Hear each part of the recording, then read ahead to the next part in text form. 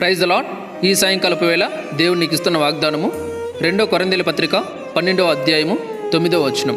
అందుకు నా కృప నీకు చాలును, బలహీనత యందు నా శక్తి పరిపూర్ణమగుచున్నదని ఆయన నాతో చెప్పెను. కాగా క్రీస్తు శక్తి నా మీద నిలిచిండు నిమిత్తము విశేషముగా నా బలహీనతల యందే బహు సంతోషముగా అతిశయపడుదును. అంటే ఇక్కడ బలహీనతల విషయమై ఎవరైతే బాధపడుచున్నారో, బలహీనతల్లో ఎవరైతే ఉన్నారో, బలహీనతలతో ఎవరైతే ఏంది ఈ బలహీనతలు జయించలేకపోతాననే అయ్యో ఇబ్బందిగా ఉంది అన్నట్టు ఎవరైతే బాధపడుతున్నారో వాళ్ళకి దేవుడు ఈ వాక్యం ద్వారా చెప్తున్నాడు ఏమంటే, నా కృప నీకు చాలును. నువ్వు బలహీనతలు తీసే ప్రభువా, ఈ బలహీనతలు వద్దు తండ్రి అడగాల్సిన అవసరం లేదు. అడిగితే దేవుడు చెప్తున్నాడు ఏమంటే, నా కృప నీకు చాలును, ఎందుకంటే నీ బలహీనతలు ఎందే నా శక్తి పరిపూర్ణమవుచున్నది. కాబట్టి నా శక్తి నీ మీద నిలుచుచున్నది. కాబట్టి బలహీనతల విషయమై నువ్వు సంతోషంగా అతిశయ